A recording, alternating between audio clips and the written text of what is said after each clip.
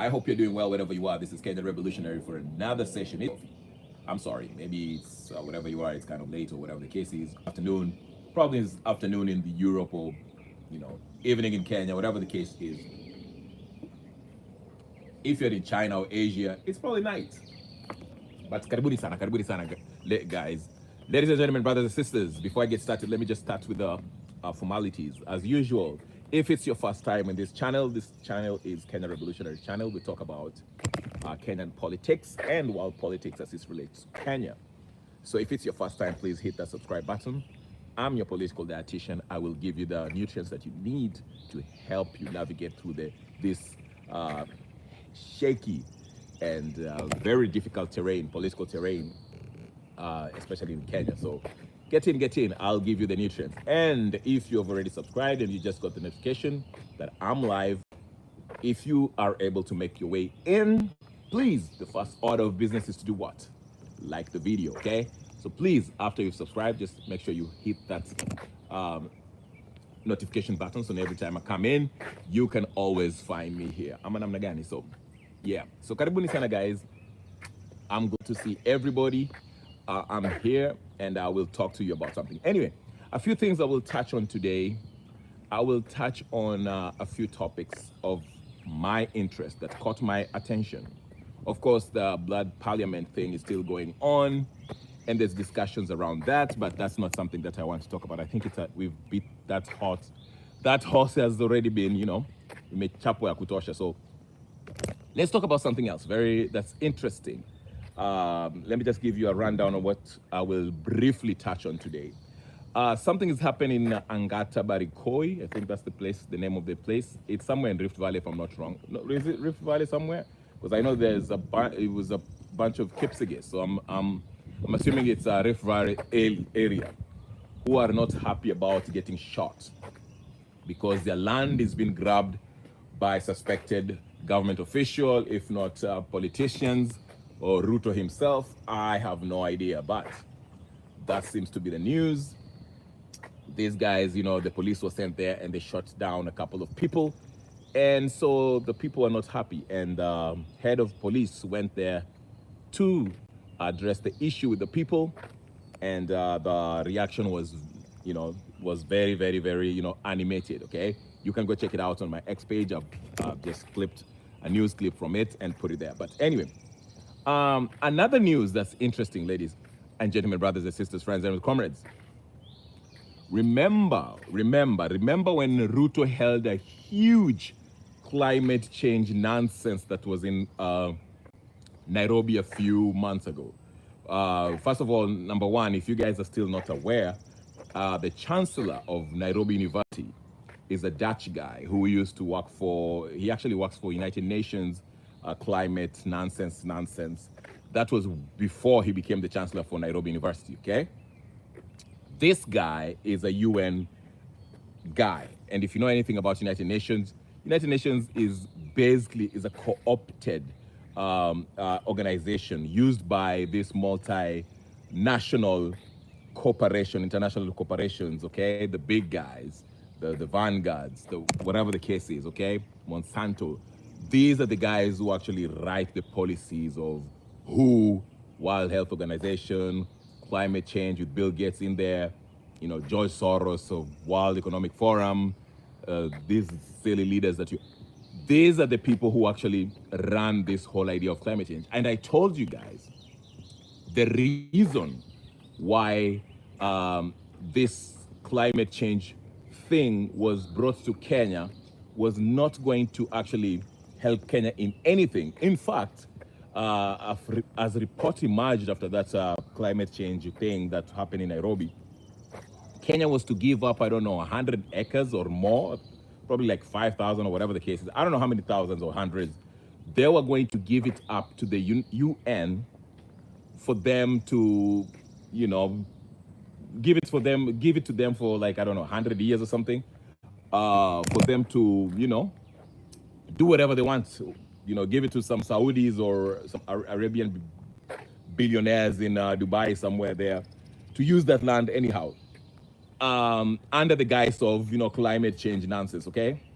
And so today it came to there was an incident. I forgot the name of the place, but it was also in Masai land somewhere there.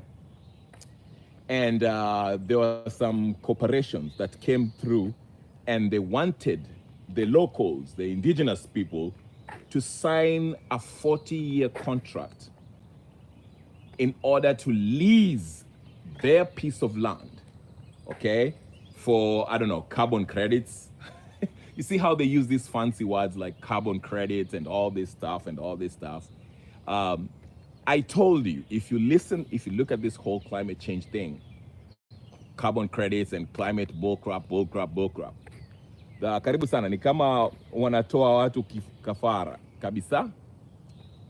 Again, if you look at this whole climate change, carbon credits, all this nonsense, global warming, these are designed fancy words that are used by these pseudoscientists to actually steal your land, okay? Because if you look at what they're doing, they're basically doing what the colonialists, they are the colonialists, by the way. They haven't changed. They're just changing faces and coming in with fancy names. Because did you know that even today, there are lands that are still leased to the British government? There are some companies that are still owned by the British government. Kenya at independence leased, sorry, not Kenya leased, the British government, the British still own some pieces of land that they leased, you know, from Kenyans. The lease was worth 100, I think it was 100 years, a century, for a century, where the British government, they can farm, they can run factories, they can do whatever the case they want. So basically, they still, you know, have a right to do whatever they want in that piece of land. And that brings us back to the whole Robert Mugabe and the British people's part. Remember the Robert Mugabe and when, you know, there was that spat between Karibu sana, Brother Benson, I see you. Karibu sana, and I see you. Know, it's been a while. I haven't seen you for a while. I hope you're doing well. So if you remember the whole controversy between Mugabe's administration and the British government, when Mugabe, you know, was basically evicting the British settlers because he said there was a deal that was struck at Lancaster for an X amount of years. Yes, thank you very much, Brother Benson. Yes, the British, where there was that an agreement.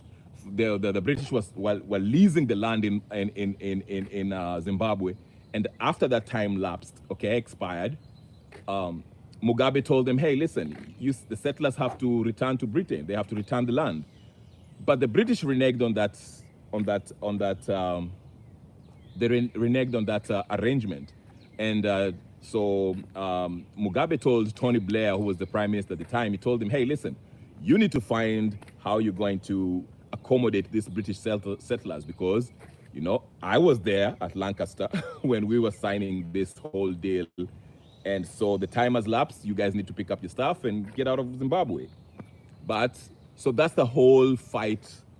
That was the whole noise about the British, you know, British and Mugabe's administration. And after that, if you remember, is the Afro is Afroing today. You're funny. Where is she, Maria Mwewe? Watch out, Chokozi. But anyway, so that was what was happening with Mugabe and the British government. But in the news media, in the international news media, the controlled propaganda machine, whether it's BBC, CNN, all this, MSA, they were reporting it as if Mugabe was, you know, attacking the British settlers. In fact, they made it a racial issue, talking about, okay, Mugabe is chasing out the white settlers from Zimbabwe. And after that, if you remember, they had sanctions on Zimbabwe. But the problem is the British government actually reneged on their deal. So similarly, as you can see, this is This is the way the British government, the West, actually operate. The same thing they're doing in Kenya. They're coming up with this whole carbon credits nonsense, and they're taking land from the indigenous people in the name of climate change, carbon credits, all this nonsense. So what happened today, I forgot the name of the place. I don't know if it was like Kipia or whatever the case is. You know, the company, a private company came out there, some Western people came out there, and they wanted the owners of the land to sign a 40-year lease, to give up their land for 40 years. And the young folks in that area came out and say, no, no, no, no, no. We are not leasing our land to these corporations for 40 years. And actually they were protesting, you know, it's on not Daily Nation, NTV reported about it. Somebody reported about it, which I am proud of those young people for standing up for this sham. I've been saying this whole climate change and carbon credit, it's a ploy to exploit indigenous people's land, or basically take it over, okay? And the sad thing is that under Ruto and Uhuru Kenyatta, they allowed these corporations to come and take this land. Remember that land that belonged to, I think it was Nairobi University or Moi University, not Nairobi, Moi University is in Eldoret. Nairobi University or Kenyatta University, one of those universities are in Nairobi. That they, you know, remember that's when there was a talk of, you know, land being grabbed or whatever the case is. Yeah, that's part of it, okay? So you can see how these leaders, these so-called heads of states, these colonial puppets, whether it's Uhuru or Ruto, how they sold us out, okay? They signed these things and let these international corporations to come and just do whatever they want, okay? So anyway, that's that. But the main topic today that I really want to talk about is what Lee Njiru, if you guys remember Lee Njiru was Moi's personal assistant, if you guys remember. He's the one who came the first time he was interviewed at JKL, and he made noise, not made noise, but he went viral when he revealed that all these political figures, Ruto, Raila, Uhuru, they are political cousins. They're cousins. They, you know, have fun at night, but, you know, at the daytime, they act like there's opposition and there's the ruling party or whatever the case is, okay? So he was at, I think it was Professor Kingori, whatever, one of the guys' shows, and revealed something very interesting, which also sheds light and gives us a glimpse of how the political oligarchs, political class manipulate, okay, exploit the Kenyan people. He told us that in 1992, Moi, President Arap Moi, was facing defeat. In fact, he had given up. He was facing defeat because Kibaki was so popular at the time. The opposition was quite strong. So he was facing a defeat. Then Lee Njiru, you know, told him like, hey, listen, he was like, hold up, I have a plan.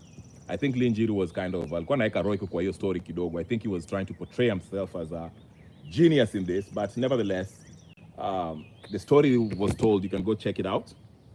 He says that, you know, he went to the government printer, whatever the case is, whoever prints money, or whatever the case means, the money or whatever, I don't know. And there was a guy there, he threatened that guy and told him, hey, listen, don't you dare tell anybody about this operation that we're about to take on. We are about to undertake. If you do, we'll take care of you and your family. Not take care of you, I mean, just get you out of here. And the guy was scared, and they went ahead and printed some pictures of Matiba. Matiba was in London, I don't know, somewhere, receiving treatment. And so they paid some youth and they started popularizing Matiba, Kenneth Matiba. The whole aim of doing that was to pacify or to, you know, stop the support for Kibaki, who was really gaining momentum and was seemingly, it was almost becoming obvious that Kibaki was going to defeat Moi. Then he mentioned how they paid Shikuku and all the parliamentary aspirants of the day, and some other folks, even Kamaru, who is the popular musician from Kenya, who hails from Mount Kenya, and some other people who he paid. They paid, okay, to kind of, neutralize Kibaki. And then we know what happened after that. So I'm saying that, I'm highlighting that to mention something bigger. If you look at the political landscape, these clowns that are running for president right now, we saw these idiots led by Martha Karua and Matiangi and all those losers standing there, taking a picture. These are people who have been paid. Everybody knows that they are paid by Uhuru Kenyatta. Okay? I mean, all straight up and down. Look at that. I have circumstantial evidence. Let me tell you this. Remember when Martha Karua went to Spice FM a week before they were going to have Limuru 3, and she was gloating about how they have a right to assemble and discuss whatever issues that they have in Mount Kenya. And so it happened after a week after his appearance at Spice FM, they voted, okay? Those, whatever Mount Kenya people voted Uhuru Kenyatta as the Mudhamaki, the king of Mount Kenya, the head of Mount Kenya. And among the people who attended that meeting was who? Gachagua, who's been having interviews every day telling us about Mount Kenya, Mount Kenya. But regardless, what I'm trying to say is this. These political elites, let's differentiate the two. Okay? We have to separate the two. There's the political class that come from Mount Kenya, and there's the people of Mount Kenya. I want to concentrate on the political class. So these guys went up there and chose Kenyatta as the guy who's officially the voice of Mount Kenya, okay? All right? So the question that I will ask anyone is that Martha Karua has been pretending during Uhuru's tenure. Martha Karua was pretending to be so against Uhuru's government. Oh my God, Uhuru, is enjoying all this money because he comes from a rich family. He has never worked for anything. Uhuru Kenyatta is corrupt. His government is corrupt. So he or she is talking about how the wealth of the Kenyattas. Then still endorses Kenyatta as the voice of the Mount Kenyan people. And as somebody, as a thinking human being, you should ask yourself, if Martha Karua is truly principled, okay, why would you endorse a corrupt murderous son of Jomo as the voice of Mount Kenya? Okay? Now she's running for presidency. Look at the whole association there, that's the people that her associates. Eugene Wamalwa, Natembea, Maraga, Linturi, Muturi, Mukisia, Kitui, whatever his name is, all these were former employees of Uhuru Kenyatta. In fact, I would argue they are still employed by Uhuru Kenyatta. Okay? So basically, all this so-called Kalonzo Musyoka is, you saw him, running around with Uhuru Kenyatta. All these people are paid, bought for, okay, and given lunch money by Uhuru Kenyatta. Okay? And these are the people that we are meant to be, they're trying to convince us that these are the faces of opposition.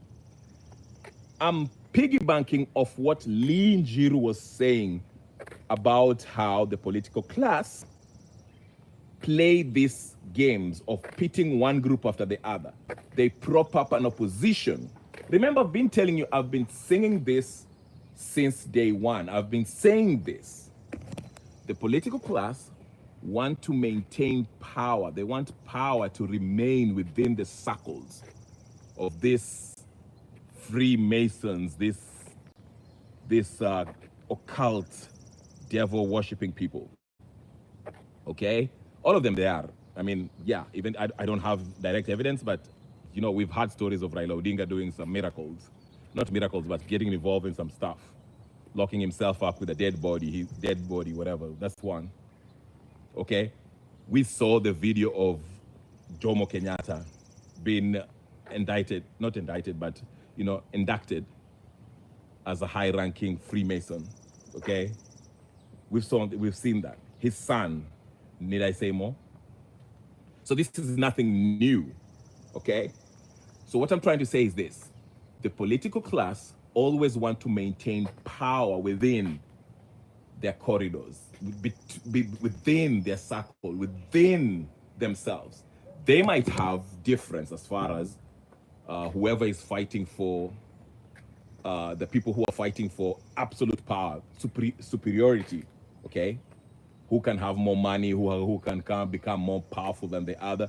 But the bottom line is they try to maintain power within their whole WhatsApp group, okay? If you understand what I'm saying. They do not want an outsider to come in and disrupt their power structure.